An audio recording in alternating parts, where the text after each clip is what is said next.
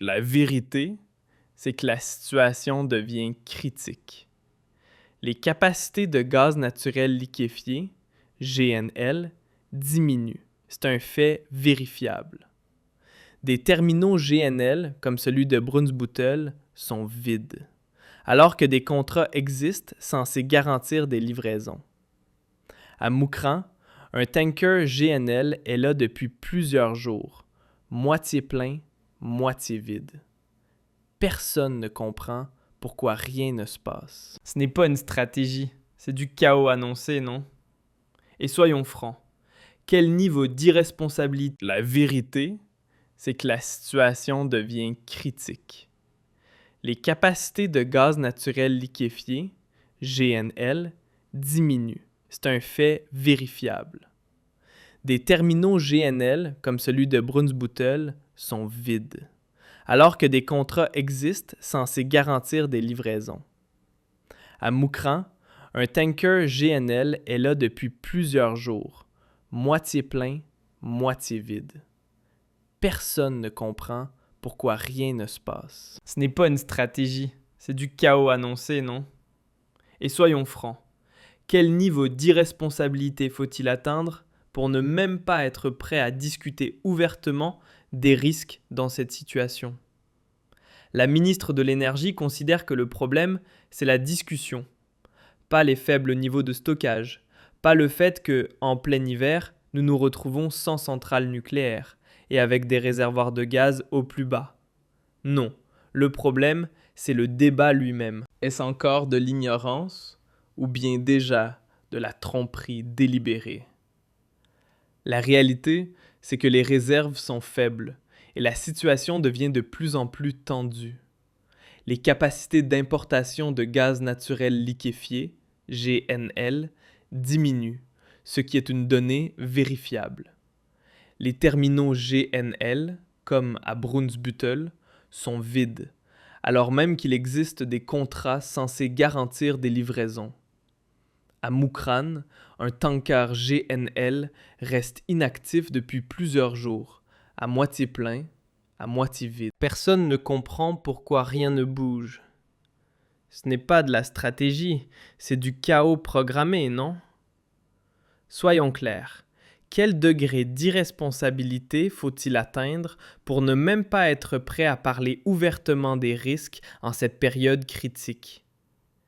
La ministre de l'Énergie estime que le problème vient du débat, pas des niveaux de stockage qui baissent, ni de la situation de vulnérabilité sans nucléaire en plein hiver. Non, c'est le débat qui est déplacé. Est-ce une forme d'ignorance ou une manipulation délibérée? Ce que les citoyens doivent savoir, c'est que l'Agence fédérale des réseaux, Bundesnetzagentur, rapporte quotidiennement une différence massive entre la consommation et l'injection de gaz. Parfois, plus de 1600 gigawattheures sont prélevés, mais seulement 60 sont injectés. Et si la ministre affirme que ce n'est pas un problème, la question se pose: pour qui? Peut-être pas pour elle, mais pour des millions de personnes et d'entreprises en Allemagne, qui dépendent d'un approvisionnement énergétique stable. C'est tout à fait le cas. Ce que beaucoup ne comprennent pas, c'est que le gaz ne sert pas seulement à chauffer. Rien que 9% de nos réserves ont été consommées en janvier pour la production d'électricité. Sans les centrales nucléaires, sans le charbon, sans alternative réaliste, il ne reste que le gaz.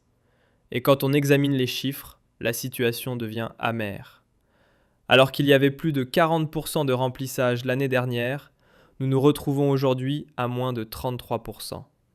Et cette différence, c'est exactement la quantité de gaz que nous avons brûlé pour la production d'électricité. Ce n'est pas un hasard, c'est une pénurie fabriquée de toutes pièces. Et maintenant, les choses deviennent intéressantes. Même les Verts, oui, vous avez bien entendu, sonnent désormais l'alarme.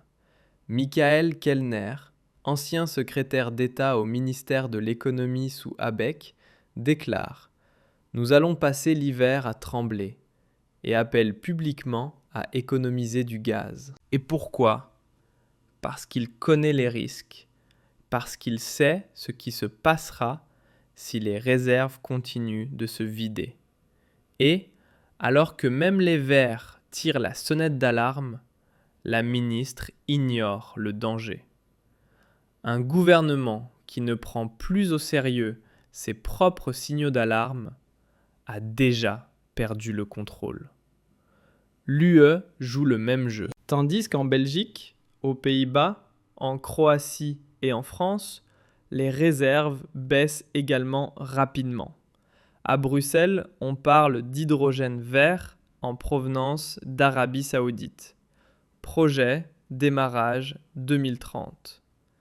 Bienvenue dans la réalité. Alors que toute l'Europe lutte contre des problèmes énergétiques aigus, Berlin planifie des livraisons d'hydrogène en provenance du désert dans 4 ans et appelle cela une politique énergétique tournée vers l'avenir. Est-ce encore de la satire ou de la réelle satire ? La situation du GNL en Europe parle d'elle-même. Des centaines de navires, beaucoup sont vides, certains changent de cap. De nombreux autres attendent d'être chargés. En Allemagne, les terminaux GNL sont techniquement vides, mais soi-disant, ils sont remplis par des contrats. Brunsbüttel est vide. Le port de Wilhelms envoie moins que ce qui avait été prévu contractuellement. Moucrin est un chaos complet, mais le ministère de l'économie continue de dire « pas de souci ». On pourrait en rire si ce n'était pas aussi dangereux. Et voilà que la bataille des chiffres commence. 780 centrales à gaz rien qu'en Allemagne, réparties sur plus de 250 sites. Elles continuent de tourner. De l'électricité doit être produite, et cela consomme du gaz. Chaque jour, chaque heure. Et chaque jour, nos réserves diminuent un peu plus. Et que fait le gouvernement ? Il fait comme si la seule menace était que quelqu'un en parle. Le débat est indésirable, la réalité mieux ignorée. Et pendant ce temps, les prix continuent d'augmenter.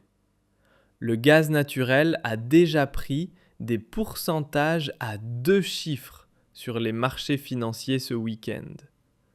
Les marchés ont senti le problème depuis longtemps. Si même les commerçants américains parient sur la hausse des prix, si les indicateurs augmentent de plus de 12%, alors il est temps d'y prêter attention. Pas à Berlin cependant. Là-bas, on croit toujours qu'il suffit de quelques éoliennes pour s'en sortir. Mais c'est justement là que réside le problème. On joue avec le temps. Si le temps est doux, nous avons de la chance. S'il fait froid, ce sera cher. Ou sombre. À la mi-février, des températures glaciales à 2 chiffres sont attendues jusqu'en France. Et là, on ne parlera plus de niveau de stockage, mais de coupures, d'industries incapables de produire, de logements qui ne peuvent plus être chauffés, d'irresponsabilité au plus haut niveau. Et cela résume l'échec de cette politique énergétique aveuglée par l'idéologie. Au lieu d'ouverture technologique, il y a eu des interdictions. Au lieu de miser sur la sécurité d'approvisionnement, la population est apaisée avec des chimères écologiques. Et à la fin, on dira qu'on ne pouvait pas prévoir cela. Pourtant, nous pouvions, et nous l'avons dit haut et fort, mais le ministère n'a pas voulu entendre. Petit message personnel. Pour que ces sujets restent visibles, abonnez-vous, activez la cloche et partagez votre avis dans les commentaires. Et maintenant, attachez vos ceintures, car ce qui va suivre est la partie que le Tagesschau oublie, que la ministre ne veut pas entendre et que le Bundestag préfère balayer sous le tapis. Car il ne s'agit pas seulement de quelques pourcentages de remplissage des réservoirs de gaz. Il s'agit d'une question de pouvoir glacial. Qui contrôle si l'Allemagne reste au chaud ou gèle ? Alors que la ministre pose pour des photos en Arabie Saoudite avec ses rêves d'hydrogène vert, projet dont le démarrage est prévu pour 2030, bien sûr, l'approvisionnement ici s'effondre réellement. Le LNG chute. Les réservoirs sont vides, la production d'électricité à partir de gaz se poursuit sans frein. Et qui était-ce encore, celui qui nous a conduits à cette dépendance ? Qui a fermé les centrales nucléaires, démantelé les centrales à charbon, et dans le même temps, prétendu qu'on pouvait approvisionner une nation industrielle avec le soleil et le vent ? C'était un cartel de partis idéologiquement aveuglés, de la CDU à la SPD, jusqu'au Vert, et tous continuent encore aujourd'hui comme s'il n'y avait aucune raison de revenir en arrière. C'est presque grotesque. La production d'électricité à partir de gaz a vidé nos réservoirs de 9% supplémentaires en janvier. 9% qui explique exactement pourquoi nous nous retrouvons aujourd'hui avec seulement 32,4% de réserves au lieu des 41% confortables de l'année dernière. Et ce n'est pas simplement une erreur de calcul, c'est le résultat d'une politique énergétique irresponsable qui préfère couper les sources plutôt que de garantir la sécurité. Et voilà ce qui est pervers. Bien que les capacités d'importation de GNL à travers toute l'Europe soient théoriquement de 779 gigawattheures par jour, nous avons besoin, lors des jours froids, de jusqu'à 3000 gigawattheures, rien qu'en Allemagne. Cela signifie que même si l'on combine toute l'Europe, cela reste insuffisant. Et pourtant, des politiciens continuent sérieusement à affirmer que le GNL peut combler ce manque. C'est une défaite mathématique, et tout le monde au ministère le sait. Mais personne n'ose le dire. Mais comme toujours, quand la réalité ne correspond pas à l'idéologie, il faut simplement écarter la réalité. La ministre dit « Il n'y a pas de raison de s'inquiéter. Les Verts disent que nous allons passer l'hiver en tremblant. » Le journal télévisé rapporte une chronique, et voilà qu'on nous dit que tout va s'arranger, parce que quelqu'un en parle enfin. Mais il est trop tard, car nous sommes dos au mur. Les marchés le savent, les citoyens le ressentent. Seule la politique refuse de l'admettre. Et maintenant, imaginez qu'un véritable coup de froid arrive. À la mi-février, comme le prévoient certaines prévisions, des températures constamment sous les moins 10 degrés. La consommation de gaz explose, les réserves se vident. Les navires GNL encore présents sont bloqués dans les ports ou sont déjà en train de repartir vides. Que se passera-t-il alors? Qui viendra à notre secours? D'où viendra le gaz? Arabie Saoudite en 2030? Les Verts applaudissent. Le citoyen grelotte et le prix de l'électricité explose. Et c'est là que réside le véritable drame. Ce n'est pas le marché qui échoue. Ce n'est pas le temps qui est responsable. C'est le gouvernement et sa décision consciente de prendre ses risques, car il n'était pas prêt à admettre ses erreurs passées. Parce qu'il préfère annoncer de nouvelles technologies plutôt que d'utiliser l'infrastructure existante, et parce qu'il ne veut pas assumer la responsabilité d'une politique qui, les yeux grands ouverts, nous a conduits au désastre. Et pourtant, il existe des solutions. Il suffirait de les vouloir. Relancer le charbon. Réactiver immédiatement les centrales nucléaires. Développer de manière réaliste le LNG avec des contrats à long terme plutôt que de rêver de solutions écologiques. Réduire immédiatement la production d'électricité à partir du gaz. Mais pour cela, il faut du courage, de la clarté et une volonté de vérité. Et c'est exactement ce qui manque à Berlin. C'est pourquoi ils préfèrent parler de la débatte plutôt que des réserves.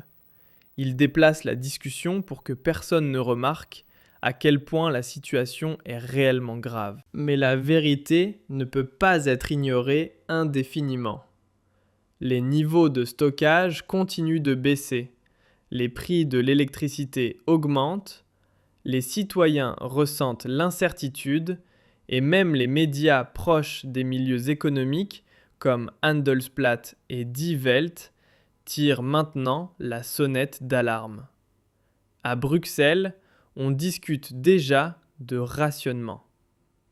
En France, en Belgique et aux Pays-Bas, les réserves sont déjà tellement faibles que certaines régions craignent des problèmes d'approvisionnement. Et l'Allemagne fait comme si tout cela n'était que de la panique. Et c'est précisément pour cela qu'il est nécessaire d'avoir des voix critiques. Pas pour diviser, mais pour secouer. Pas pour semer la panique, mais pour réveiller les consciences, car le système se fissure et ceux qui restent silencieux maintenant se rendent complices. Le temps des excuses est révolu. Les chiffres parlent d'eux-mêmes. Les avertissements sont là. Les faits sont sur la table et ils ne sont pas beaux. La pénurie de gaz est bien réelle. L'illusion de la sécurité d'approvisionnement a éclaté.